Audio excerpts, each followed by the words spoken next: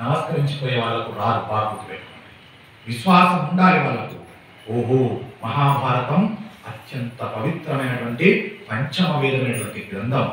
అంత గొప్ప మహాభారతాన్ని చెప్పినటువంటి నేల ఇది, చెప్పినటువంటి దేవాలయం ఇది. మహాత్ములు ఎంత నిష్ఠతో భక్తితో పరవశించిపోయి కూర్చొని ఉన్న నేల ఇది. నా తండ్రి వ్యాస భగవానుడు అందించినటువంటి పంచమ వేదమైన మహాభారతం ఇక్కడ చెప్పబడిన నేల ఇది. ఈ నేలలో దైవం ఉన్నది అని విశ్వసించి ఎవరైతే నమస్కరించిపోతారో వారి కష్టాలు ప్రకాపించలేకపోతాయి, వారు శుభాలను పొందుతారని చెప్పింది మహాభారతం. కాబట్టి రుచి ఎవరికి తెలుసండి? ఈ దేహంలో ఈ నాలుగు ఎక్కడైనా కష్టపడుతుందా? ఏదైనా తయారు చేస్తుందా? ఏది చేయదు, ఎక్కడో మూలకుంటారు. కానీ దీనికి రుచి పెట్టాడు దేవుడు. కానీ ఇంకొక చోట ఏం మార్గం పెట్టాడు తెలుసా?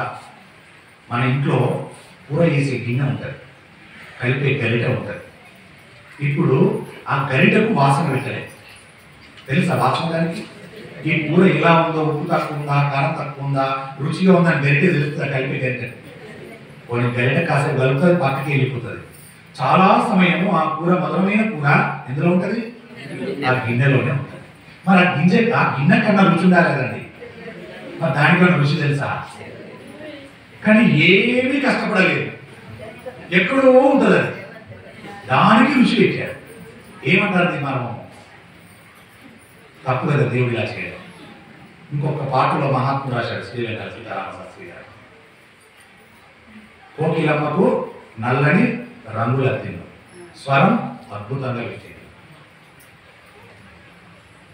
ఇంకో మాట ఏమన్నాడు అక్కడ? బండరాలను చిరాయు ఇచ్చేశాడు, కదలబవి కానీ చిరాయు ఇచ్చేశాడు. వారికి తప్పు కదండి, ఇలా చేయవచ్చునా? దీంట్లో మర్మం ఎంత గొప్ప ఉందో తత్వం. పరమేశ్వరుడు ఎంత దూరం ఆలోచిస్తాడో చూడండి. ఆయన కృప ఎంత గొప్పగా ఉంటుందో చూడండి. మన మీద ఎంత జాలు, ఎంత దయో మనం అర్థం చేసుకోవట్లేదు. పొరపాటున ఈ నాలుక రుచి పెట్టాడు పరమేశ్వరుడు. కానీ ఒక్కసారి గంటే అట్లా కలుగుతున్నావు కదా, నీకు కూడా రుచి తెలిపేటువంటి వాసన ఇస్తున్నానని పొరపాటున గరిటకు వాసన ఇచ్చే బలాన్ని ఇస్తే కూర మన దాకా వస్తుందా? ఎప్పటికప్పుడు అదే తింటుంది కదా కలుపుకుంటా. పోనీ గరిట సగం తిన్నది అనుకున్నాం, తర్వాత గంజులో ఉంటుంది కదా మిగతాది, దానికి కూడా వాసన బలాన్ని ఇచ్చాడు అనుకుంటాం. మన దాకా వస్తుందా అండి? ఆ గిన్నె తినదా? మరి ఈశ్వరుడు యొక్క సృష్టిలో అద్భుతం కాదంటారా? మనల్ని కాపాడటానికి పెట్టింది కాదంటాడా? అంటే మీరు అనవచ్చు, స్వామి దానికలా పెడతారని అనవచ్చు. ఆయన సర్వస్వతంత్రుడు అండి. మనకు పెట్టాడు, మనకు అడిగి పెట్టాడా? నీకు ఇవన్నీ అవసరాన్ని అడిగించాడా?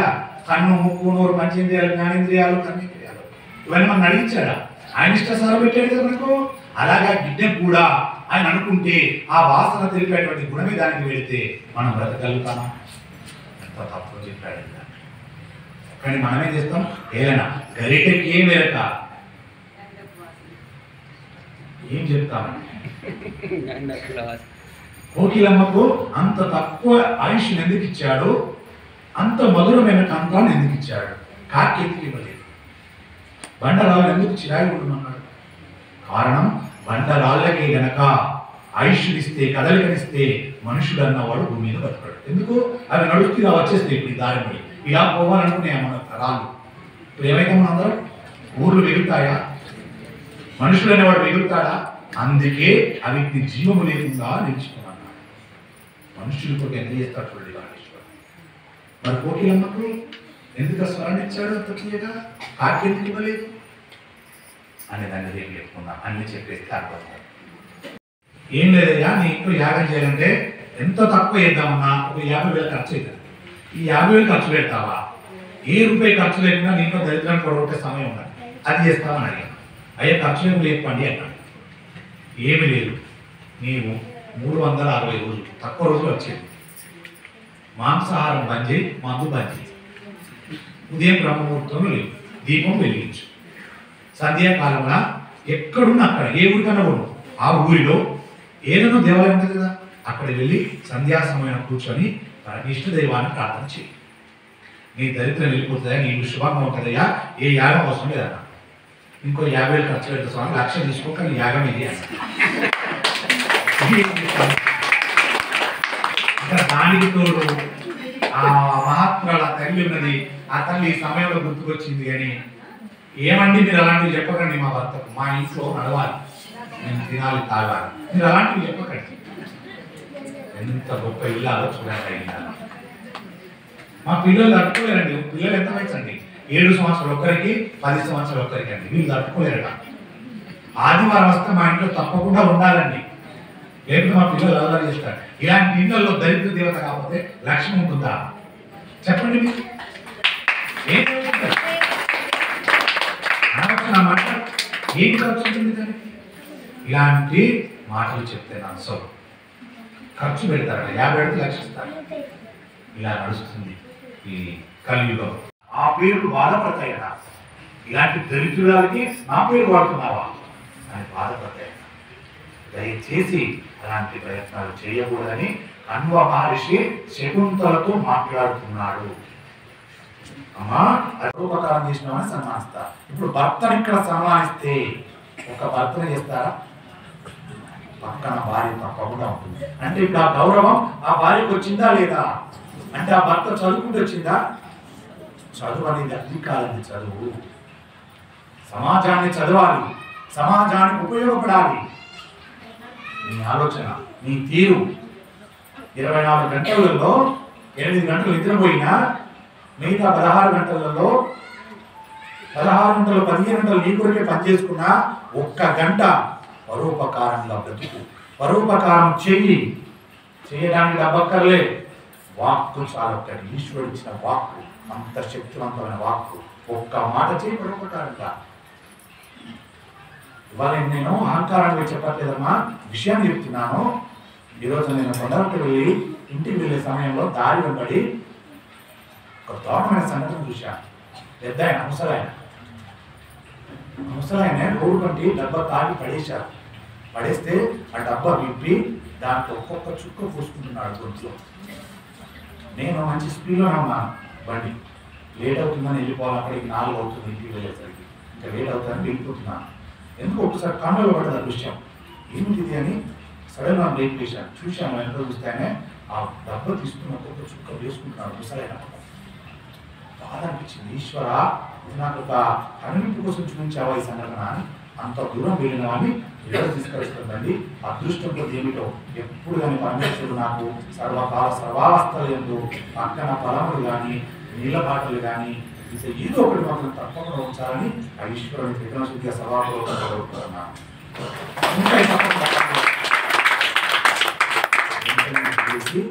ఉన్నటువంటి 4 మజ్జిగ ప్యాకెట్లు ఉన్నాయి. అందులో నేను తీసి అతనికి అందిస్తే నిజంగా ఆయన ఇచ్చిన ఆశీర్వాదం సాక్షాత్తుగా పరమేశ్వరుడు ఇచ్చినట్టు అనిపించింది నాకు. అయ్యా నువ్వు చల్లగొండుగా అన్నారు. 5 రూపాయలు ఒక ప్యాకెట్, 2 ప్యాకెట్లు ఇచ్చినందుకు వెలగట్టలేనటువంటి ఆశీర్వచనం ఇచ్చాను నాకు. చాలా మంది నేను ఆర్తి గుండె నుంచి వచ్చిన ఆర్తి. ఇది పరోపకారం. ఇది ఏం 1,00,000 ఖర్చు పెట్టానా నేను? లేదే. ఆ 10 రూపాయలు ఖర్చు పెట్టకుండా ఇంకో పని చేయవచ్చు. ఆయన తీసుకెళ్ళి నీళ్లున్న చోట తీర్చచ్చు. నేను డబ్బు లేదు, ఆ 10 రూపాయలు కొనిస్తూ లేదు. లేనప్పుడు అతను అదే కార్లో ఎక్కించుకో. ఎక్కడైతే నీరుంటాయో ఆ కరెంట్ కాడ దించు, తీసుకెళ్ళి అక్కడ ఉంచు. అక్కడ కూడా నేను చెప్తాడు, అయ్యా నువ్వు చల్లగా దాకా నీరు లేని చోట నేను బాధపడుతుంటే నీరున్న చోటు తీసుకొచ్చిన ఇక్కడ దించిపోతున్నావు, చల్లగా ఉండు అంటాడు. ఇది కాదా పరోపకారం? దీనికి ఏం ఖర్చు వచ్చింది? ఇతడికి సన్మానం జరిగితే, ఇతడు గౌరవించబడితే ఆ ఇల్లాలు గౌరవించబడితే పడుతుంది. ఇతన్ని కలిపి సన్మానం చేస్తారు. ఇప్పుడు చదువుకున్నాడు గొప్పడు, చదువు లేనివాడా? గౌరవం పరోపకారం ఉన్నవాడు గొప్పవాడు. అదే చదువు. పరోపకారమే చదువు. చదువు అనేది అది, ఇది కాదు చదువు. ఈ చదువు దేనికి పనిచేస్తుంది? నీ స్వార్థానికి పనిచేస్తుంది చదువు. నిన్ను నువ్వు పోషించుకోవడానికి పనికొస్తుంది చదువు. నీ బ్యాంక్ బ్యాలెన్స్ లో పెంచుకోవటానికి పనికొచ్చే చదువులు చదువుతున్నారు. నీ పతనాన్ని నీవే పడగొట్టుకోవడానికి తయారు చేసుకోవడానికి చదువుతున్నావు. నీ చదువు సంస్కారవంతమైన చదువు లేవు. క్షమించడం వచ్చిందని ఇంకా 4 కొట్టి ఇంకా 4 మాటలంటే వాడి రాక్షసులతో సమానం పురుషుడు. మహనీయుడు కాదు, మహాత్ముడు కాదు. ఇక్కడ శకుంతల తెలియజెప్తుంది. ఏం ధర్మం అనుకుంటున్నావు రాజా? ఇంత నేను వస్తే ఇక మాట్లాడతావా? కాబట్టి ఆయనను అనువర్తించేదైనటువంటి భార్యను చిన్న రుచి ప్రవర్తించే భర్తకు ఇమము పరము 2 ఉండవు. ఇక్కడ ఉంటుంది సద్గతి, అక్కడ ఉంటుంది సద్గతి. భార్యను ఆ రకంగా హింసించే పురుషుడికి చెప్తుంది ఇక్కడ శకుంతల. ఎవడు తన భార్యతో కలిసి గృహస్థాశ్రమంలోకి ప్రవేశించాడో వాడు చక్కగా అన్ని క్రియలు చేసుకోగలుగుతాడు, సమర్థమైనటువంటి ధర్మమును పొందగలుగుతాడు, పురుషార్థమైనటువంటి కొడుకును పొందగలుగుతాడు. భార్య అంటే అంత చిన్న చూపు అనుకుంటున్నారేమో. భార్యను చిన్న చూపు చూడకు. ఒక్కసారి తన పాతివ్రత్యాన్ని కనుక ముందు పెడితే అపార శక్తివంతురాలవుతే, ఆది పరాశక్తి అయితే ఎందుకు పనికిరాడు పురుషుడు? పరాశక్తి ఎక్కడొచ్చింది? ఆది పరాశక్తి ప్రకృతిలో చూచింది. పురుషుడు ఎక్కడొచ్చింది? పరబ్రహ్మ నుంచి వచ్చాడు. పరాశక్తి గనక ఒక్కసారి ప్రకృతికి గనక ప్రళయం వచ్చేస్తే ఉంటుందా? ఇది నీ లోకాలన్నీ భ్రష్టు పట్టిపోతాయి. ఈశ్వర ఏమనుకుంటున్నావు అంటది పార్వతి పరాశక్తిగా. కలిగి ఉంటారు అని చెప్తున్నారు. ఉండకపోయినా మనసు అంగీకరించకపోయినా వచ్చారు, ఇక్కడ కూర్చున్నారు. మహాత్ములతో సాంగత్యాన్ని పెట్టుకున్నారు. ఏ మహాత్ములని నారాయణవాడి కాదండి, పరమేశ్వరుడితో సాంగత్యం పెట్టుకున్నారు. మహాభారతంతో సాంగత్యం పెట్టుకున్నారు. ఎన్ని రోజులైనా ఈ సాంగత్యాన్ని మేము మరువము. ఇప్పుడు ఈ మహాభారతం ఏం చేస్తుంది? సత్సంగత్వే నిస్సంగత్వం. మనలో ఉన్నటువంటి నిస్సారత ఏదుందో, నిస్సారత అంటే మన మీద మనకు విరక్తి, అదో జీవితమా, అదో బ్రతక. నిస్సంగత్వం, నిస్సహాయత, మనల్ని మనం హేళన చేసుకోవాలి. ఇది పోతుంది. సత్సంగత్వే నిస్సంగత్వం, నిస్సంగత్వే నిర్మోహత్వం. నిర్మోహత్వం అంటే ఏమిటి? మోహమాట. అప్పుడు ప్రవచనం అన్నా, కూర్చొన్నా, వినన్నా, నాకు తెలియదు ఏమిటి? నాకు అన్ని తెలుసు. నేను రామాయణం చదివినా, భారతం చదివినా, భరతం చదివినా, నాకు తెలియదంటే ఏంటి? అడిగిపోతే ఏం చెప్తారు? గదిని చదివితే చెప్తారు. దాబోటి కానీ నేను పోవాలన్నా, ఆడ కూర్చోవాలన్నా, నాకు కిరీటాన్ని అక్కడ పెట్టాలన్నా. అయ్యా, చదువు తెలుసు కావచ్చు, ఎంత తెలుసున్నా పరమేశ్వరుడు అంత తెలియదు కదా. ఈశ్వరుడు ఎన్ని సత్యాలు చెప్తాడు? ఇంకో మాట అంటారు, తెలిసిన మహాత్ములు ఎవరైనా ఉంటే ఇక్కడ దయచేసి మీకు తెలిసిన మాటను చెప్పండి, ఇక్కడికి వచ్చి పంచుకోండి. మీ దగ్గర ఉన్నటువంటి జ్ఞానానికి విలువ అప్పుడు పెరుగుతుంది. మీ దగ్గర ఉన్న జ్ఞానం మీరు చదువుకుని మీ దగ్గర పెట్టుకుంటే ఏమొస్తుంది? ఏమీ రాదు. పంచండి నలుగురికి మీ జ్ఞానాన్ని. మీరు చదివిన వారేమో, మీకు తెలిసేమో భాగవతాలు, రామాయణాలు, భాగవతాలు, భగవద్గీతలు అన్నీ తెలిసేమో. రండి, 10 నిమిషాలు ఇక్కడ కూర్చొని చెప్పండి, పంచుకోండి. సాంగత్యం, సత్సంగత్యం నిస్సంగత్వం, నిస్సంగత్వం నిర్మోహత్వం. అంటే నిర్మోహత్వాన్ని మోహత్వాన్ని పోగొడుతుంది మహాభారత సాంగత్యం వల్ల. నిర్మోహత్యం ఇప్పుడు ఏం జరుగుతుంది? మనస్సు నిశ్చలతత్వానికి వచ్చేస్తుంది, ప్రశాంతంగా. నిశ్చలతత్వే ఇంకేం కాదు. దేనివల్ల వచ్చింది? ఏం పెట్టుబడి పెట్టారు ఇక్కడ? మీరు ఏ డబ్బులు తెచ్చిపెట్టారు ఇక్కడ? ఏ నగలు తీసుకొచ్చి పెట్టారు ఇక్కడ? ఏ పుష్పాలు తెచ్చారు? ఏ అర్చన చేశారు? ఏ అభిషేకాలు చేశారు ఇక్కడ? మీరు కేవలం మహాభారతముతో సాంగత్యాన్ని పెట్టుకున్నంత మాత్రాన జీవన్ముక్తి వచ్చేసి. అద్భుతంగా చెప్పావు. ఈ రోజు ఏమైంది? ఎందుకు విదేశాలని నా ఊరి గ్రామ ప్రజలంతా అన్నా. నేను అక్కడ శరణాగతి చేసి ఇక్కడేమో అహంకారంగా మాట్లాడాను. ఆ పక్క ఊరిలోకి వెళ్ళి నేను తప్పు చేశాను అలా కూడా మీ మాటల వల్ల నన్నాను. వాళ్ళ మనస్సు ఖేద పడ్డది. కాబట్టి నన్ను ఏం చేశాను? వేశాను అని ఇప్పుడు అక్కడ శరణాగతి చేశాను నేను. వాళ్ళు ఏం చేస్తారు? ఒక మెసేజ్ ఇక్కడ పంపిస్తారు. ఏమయ్యా, ఆ పండితుడికి బుద్ధి వచ్చింది, జ్ఞానం వచ్చింది, పశ్చాత్తాపడుతున్నాడు అనగానే మళ్ళీ మీరు ఏం చేస్తారు? వెంటనే క్షమాపణ తీసుకుంటారు. ఇది మనుష్యుడికి ఉండాలి. ఈ పశ్చాత్తాపం లేకపోతే మనుష్యుడు అభివృద్ధిలోకి రాలేడు. తప్పు చేయడం సహజం. నేను తప్పు చెయ్యను అన్నవాడు మూర్ఖుడు నా దృష్టిలో. ఏ మహాత్ములను అడగండి, నేను తప్పు చెయ్యకుండా జీవించగలను అన్నవారు ఈ భూమి మీద లేరు. ఇంకా మహాత్ములైతే మాట్లాడే వాళ్ళు మౌనంగానే ఉంటారు. మహాత్ములు రమణ మహర్షి ఎంత మౌనంగా ఉంటారు. రమణులు ఎక్కడుంటారు? మీరు ఎక్కడుంటారు? సంధ్యా ప్రదోషకాలం మహాపుణ్యక్షేత్రం. ఒక్కసారి స్మరించినంత మాత్రాన మనం ఊహించినటువంటి ఫలితం ఇస్తారు. ఏ క్షేత్రం అది? అరుణాచలం. ఏ క్షేత్రం? అరుణాచలం. దయచేసి గంటాపదంగానండి. అరుణాచలం. శుభం భూయాత్. ఇప్పుడు మనం వేర్చా అరుణాచలానికి. అక్కడ బీజం పడితే గనక ఆ సంతానం పెరిగి పెద్దదైతే గనక సమాజానికి వాడు ఉపయోగపడితే గనక మీ తల్లిదండ్రుల పేరు ఆశ్చర్యతార్థం నిలబడిపోదా? ఇది కదా పోయాల్సింది, ఇది కదా ఉండాల్సింది. ఎక్కడ పోయి, ఎందుకు పోయి? అనవసరమైన కోరికలు, అతి కోరికలు. ఎవరు కోరుతున్నారండి? సంతానం కావాలని ఏ దంపతులు కోరుతున్నారు? ఎక్కడ లేదు, ఆ ఆలోచనే లేదు. సంతానం కావాలని కోరిన దంపతులే లేదు. అందుకే ఎలాంటి సంతానం అంటున్నారు? ఎలాంటి సంతానానికి అందరూ కోరుతున్నారు?